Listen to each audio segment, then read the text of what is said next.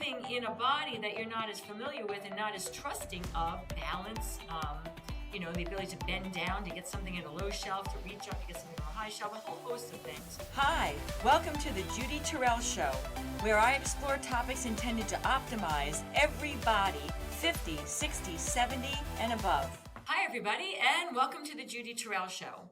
If you are attending to this episode, then you are with me for the beginning of my 7th series of 6 episodes. And each of my series, I focus in for 6 episodes on a particular topic that is related to people, both men and women, who are 50, 60, 70, 80, and beyond. And I'm focusing on a specific topic for the 6 segments related to challenges or ways to optimize our existence as we are beyond the first 50 years of our life, and that they take a little bit more of a spin, or they occur a little bit differently once you're over 50 years old for a variety of reasons. My agenda in my series, all of them, is to optimize well-being as we're in the second half of our lives. And so this series, I am focusing in on how to better manage and reduce anxiety, stress, and impatience when you're over 50 years old. Now, why, younger people have to deal with anxiety and stress and impatience. As a matter of fact, I am 60 years old now myself, and I witness younger generations or generations younger than I that really are struggling with managing anxiety because of the culture in which they grew up in. But I am not addressing the generations underneath my generation, baby boomers and older, because that would be a different topics and different tools. Not that the younger people can't benefit from the ones presenting in this series, but the ones I am picking and the topics I'm addressing in each series are heightened and more specific to the 50 plus population. And so this first segment, I'm going to focus, I want to explain, what I am witnessing that made me even put this topic into my series.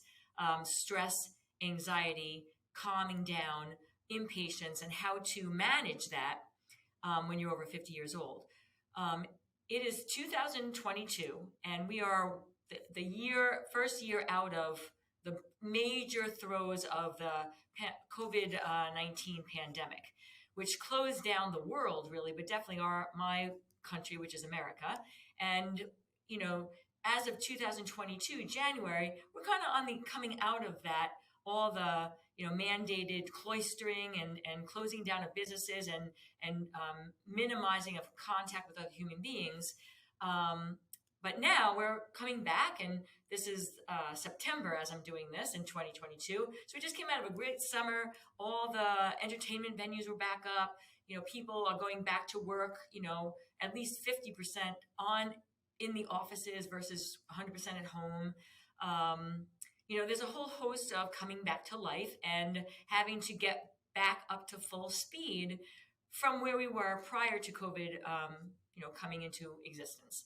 And with that, though, as of January, so this is 10 months ago now, it has been very increasing in my awareness that people that I work with, my clients, definitely my clients that are 50s, 60s, and 70s, are really struggling with just being able to organize themselves, being able to stay on top of their commitments that they have, to their children, to their elder care, older parents, to their own lives. We are still in our 50s and 60s. Many of us are still in the workforce and have, achieved high positions.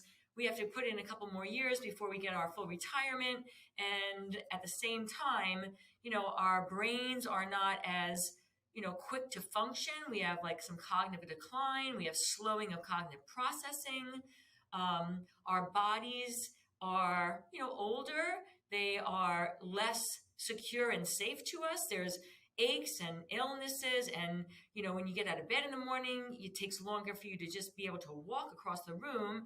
And so our bodies are actually, somewhat unsafe and somewhat unfamiliar to us, and we learn how to manage that. But living in a body that you're not as familiar with and not as trusting of. Balance, the ability to bend down to get something in a low shelf, to reach up to get something from a high shelf, a whole host of things, adds to stress and anxiety that's coming at us now from outside of us in the bigger outer world, having to return to the workforce, but having it be a different workforce. Supply and demand issues that 2 years of being arrested in all our businesses and our industries is causing some deficiencies and unavailability of things to run our businesses. So there's a lot of outside anxiety that is heightened because of the state, this post-COVID time that we're in right now.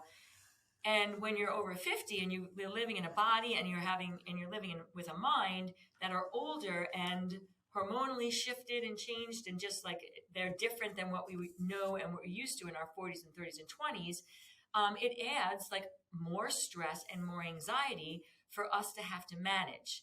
And so this is why this series is addressing the 50 plus market. Again, I'm 60 myself, and I have to say that my own self-observation from 58 to 60, some significant shifts and changes that were already happening in my earlier 50s, but like they really were enhanced in my later 50s. And I have clients in their 60s and 70s and 80s that I have already gotten, verbal affirmations that it's going to continue to do that, and I will have continuous awareness of changes throughout the rest of my living years. So, how do you manage this like sense of anxiety, this sense of stress, this sense of kind of like not being able to stay on top of, the responsibilities and schedule that you're like committed to, appointments, you forget appointments, you put them in one calendar but not in another one, last minute changes come up and that causes anxiety. Now you have 3 things to manage at once, a whole host of things that we're all dealing with. Now I'm going to present, this is a 6-part series, 6 different techniques and tools for you to use. And I just want to clarify that the ones I'm presenting in this series, if I ask somebody, what would you do if you're, to manage your stress? I'll get things like I'll exercise, I'll go get a massage, I'll get a pedicure, I'll go visit with a friend. And those are all great things. But what I want to present in this series are things that you would be able to use at any moment, at any time, in any place. So in other words, available to you 24/7, that you can immediately practice, put to work to bring down the anxiety and stress and impatience, and calm you down in the moments when you need it, when you recognize that I need it now and I don't have time to get to a massage, or it's 11 o'clock at night, I'm staring down, a half a sleeve of Girl Scout cookies and I want to have another option for how to calm down so I can go to sleep, right? So the first one I'm going to present, and I'm presenting it first because, in my experience, this one is like uber effective. It is like silly, stupid, simple. And it can, like I said, be done anywhere at any time. And it is a breathing technique. And there are a lot of breathing techniques out for relaxation and de-stressing.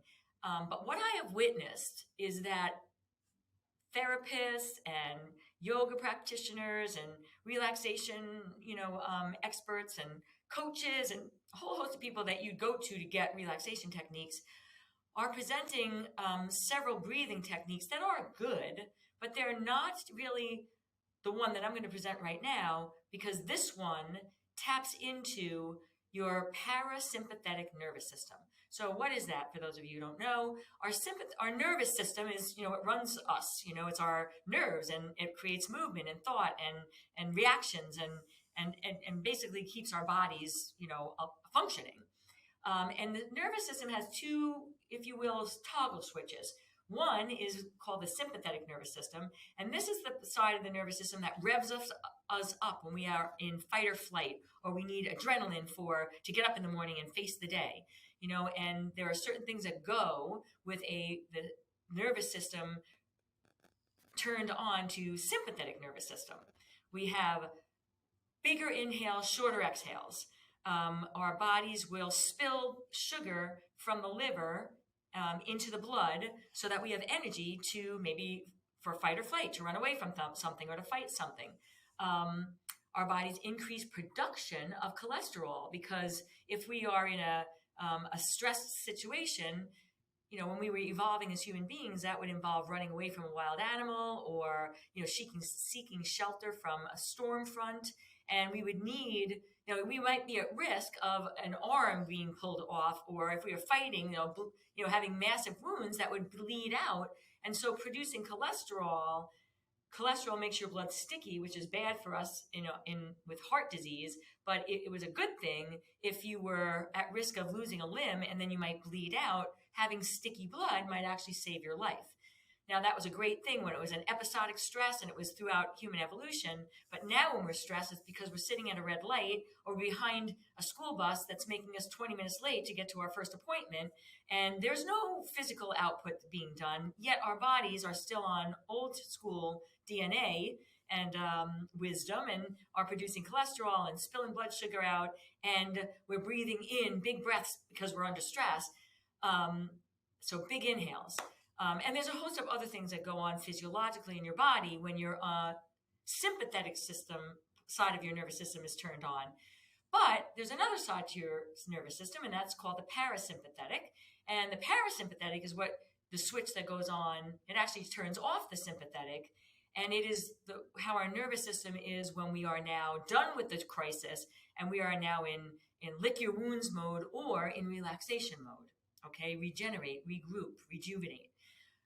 That also has a whole physiology to it. And the one piece of physiology that I want to highlight is that when we are relaxed, we actually have a shallower inhale and a longer exhale because we don't need a lot of oxygen to fuel running or fighting or whatever, physical thing we might be called to have to perform because we're now in relaxation. And so the breathing technique that I'm going to practice with you right now, that you can do because it is what you would do if you were relaxed and you're in parasympathetic nervous system, but it's also something you can do when you're in sympathetic nervous system and all revved up that can then toggle the switch of your nervous system back down into relaxation and calmness and parasympathetic. So, you have a shorter inhale and a longer exhale when you are relaxed. And you can also practice a tool, the skill of longer exhale breathing when you are not relaxed and you're stuck in sympathetic nervous system and you're stressed and anxious and impatient. And by doing the longer exhale, you can actually switch the switch of your nervous system to calm back down. All right. So extended exhales. So there's a lot of different ways to do this. I tend to go to this stupid simple way as much as possible. And the way I'm going to have you do it is you're going to take a breath in through your nose, and it's a short breath. You want to make it as short a breath actually as possible. But when you do your exhale, you're going to breathe out through your mouth, and you're going to breathe out like you're blowing up a balloon. So it's pursed lips, and you're not going to do a big exhale, like a forced exhale, but you're going to breathe out until every drop of air has left your lungs. So it's right to the very last drop of breath. So it is a longer exhale, a shorter inhale, and we're going to do it for a series of 4 right now in this presentation. And if you're doing it with me or you watch me and then you do it on your own afterwards, I guarantee you, because every time I practice this or demonstrate it, it's amazing to me how it almost brings me down into on the verge of falling asleep, no matter how revved up I was at the beginning of it, right? So it is an immediate calming breath. You can use this in the car when you're stressed out and having road rage because you're late for something and everything's in your way. When your IT is blowing up in your face and you can't get things to load right. When your partner or your boss is standing in front of you and reaming you out and you just have to stand there. When your kid is you get my point? It's anything. And within 4 breaths, you can be calm. If you're on the verge of a panic attack because your own brain is kind of distorting things in reality and is kind of really revving you up, or maybe it's not distorting you, but you're really revved up because of how your brain is reflecting on things. You can use this extended exhale to calm yourself down from your own brain revving you up into your sympathetic nervous system or from external circumstances. All right. So I usually tell people to sit up nice and tall in your chair. If you can, sit right to the edge of it. Bring your arms down, relax your arms on the arms of the chair if you have one, or next to you on the chair. We're going to breathe in through your nose, short breath in. I'm not going to count, although you can count in your own, practice. You might do a 2 count in and a 6 or 8 count out, but I tend to just make it simple. So I'm going to breathe in and then breathe out.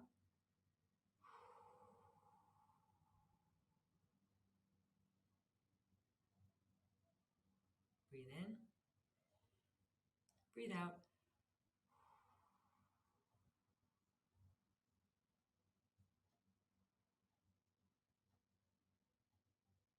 Breathe in, breathe out.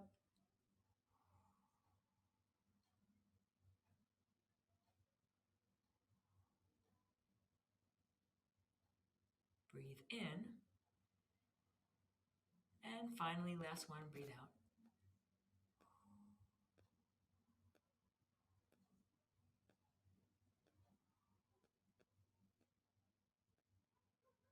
Now, my own reaction to that is, again, this always happens to me. Like, I feel like I'm on the verge of falling asleep. I could turn this off and kind of lay down on the floor and just kind of I might not fall asleep, but I'm like, I am relaxed. And I'm way more relaxed than I was 4 breaths ago. You can feel it when I do this with a client in my office, or with a group at the end of a yoga, or actually I do this at the beginning of a yoga class. I'm going to teach a yoga class because I'm trying to calm people down from wherever they came from. It is a pricelessly valuable tool. I just taught this to a 24-year-old male who was having anxiety, who had to leave his job because he was getting so anxious at the job that he couldn't function, and it was, he had to give leave. So I'm teaching him skills. So the reason why I'm bringing him up is that he's 24 years old and he can definitely use this. I'm not saying it can't be used by any age, but I'm presenting in this 6-part series to my 50, 60, 70, 80 and beyond, because we are living in bodies that tend to get more impatient, that our anxiety is different because our brains aren't functioning at the same speed that they were at earlier years in our life. Our bodies are, not as safe and secure and grounded as they used to be because they're older and just have more issues. The outside world, we're at the height of our, stress levels for outside worlds as well, before you retire. So there's just a lot of demand on 50 plus that can rev us up. And so I'm addressing us because I'm in this cohort with this particular series and this skill. So practice this. Again, you can do this anywhere at any time. It is effective. It works. And I hope that you can integrate this into your practices to help to decrease anxiety, stress, tension, and impatience. If you find this valuable, I have a website, www.judyterrell.com, with a whole mess of tools and skills and services and products and things that you might also find valuable. So please feel free to peruse through that. My catchphrase for these presentations that I do, these seminar series, is let's make the second 50 years of our life even better than our first. That is my agenda and goal. I hope that is yours as well. And I invite you to please stay tuned for episode number 2 in what skills and tools for over 50 men and women can be used in any moment at any time to help to decrease stress, tension, anxiety, and impatience. So stay tuned for episode number 2. Thanks, everybody. Be well. Thanks for listening, everybody. And if you'd like to have access to some of my additional resources, I can be found at Facebook, Instagram, YouTube, and on my website, www.judyterrell.com.